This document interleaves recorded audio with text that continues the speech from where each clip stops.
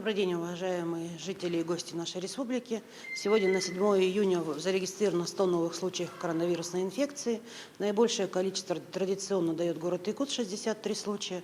Кроме того, в Ленском, Мегино-Кангаласских по 4 случая, Алданский, Амгинский, Вилюйский, Горный, Сунтарский, Усялданский, Хангаласский по 3 случая, Верхневилюйский, Верхоянский, Амиконский 2 и Булунский, Кобяйский по 1 случаю. За сутки всего проведено 1616 исследований. Всего за весь период обработано уже более 1 миллиона 130 тысяч тестов. Что касается вакцинации, то по состоянию на сегодняшнее число у нас на территории республики поступило 202 409 доз вакцин различных видов. В основном это спутник и Пивак. Ковивак был в незначительном количестве.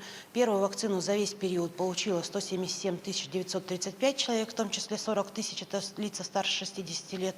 Полную вакцинацию завершили 121 человек, 121 706 человек, в том числе 30 643 это лица старшего возраста. Всего у нас на территории использовано 88% от общего объема вакцины, поступивших в республику. Практически во всех районах сегодня республики вакцина имеется. Мы ждем сегодня дополнительную партию 4500 доз вакцин, которые будем направлять в районы, в которых сегодня имеется наименьшее количество доз вакцин. Что хотелось бы сказать по вакцинации. Очень часто возникают вопросы по, нужно ли, необходимо сдавать ИФА или ИХА исследования. При первой дозе вакцинации однозначно можем сказать, что этого делать не следует, потому что ИФА определяет только коэффициент позитивности, который не дает состояние, не оценивает состояние вашего иммунитета.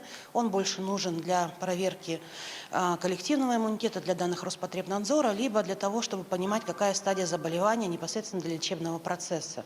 Еще раз повторю, он не оценивает состояние вашего иммунитета на той или иной период времени. Более правильнее сдавать именно ИФА после того, как вы завершили курс вакцинации через 21 день, для того, чтобы посмотреть иммунную напряженность вашего организма. Кроме того, также на сайты и различные средства массовой информации поступают вопросы о том, влияет ли вакцинация на репродуктивную функцию как женщин, так и мужчин. Можем достоверно ответить, потому что сегодня научные изыскания уже есть, проверки в этой части тоже проводились. Никаких влияний на репродуктивную систему вакцинация не влияет. Помимо этого, также были вопросы о том, есть ли необходимость прививаться, если вы переболели ковидом, в том числе, если вы находитесь в нашем федеральном портале. Да, вакцинация обязательна. Если вы переболели в легкой степени, то это через 3 месяца. Если переболели в тяжелой, через 6 месяцев вы можете прийти вакцинироваться. И также с хроническими заболеваниями, если они находятся в стадии обострения, также можно принимать вакцинацию. Я призываю всех жителей и гостей нашей республики приходить прививаться. Записаться вы можете как через госуслуги, так и непосредственно по договорам ваших предприятий. Предприятия сегодня готовы приглашать медицинских работников непосредственно на рабочее место.